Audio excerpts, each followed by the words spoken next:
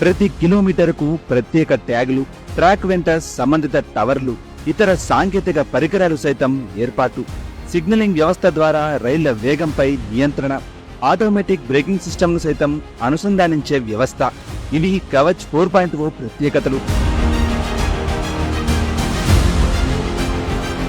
రైలు ప్రయాణాలకు మరింత భద్రత, రక్షణ కల్పించడమే ధ్యేయంగా అడుగులేస్తోంది కేంద్ర రైల్వే శాఖ.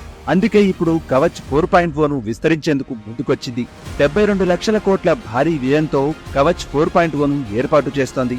దక్షిణ మధ్య రైల్వేలో ఏకంగా 144 లోకోమోటివ్లలో ఏర్పాటుకు రంగం సిద్ధం చేసింది. దశల వారీగా ఈ సాంకేతికతను ఒక్కో రైల్వే జోన్లో ప్రవేశపెడుతోంది మన రైల్వే శాఖ.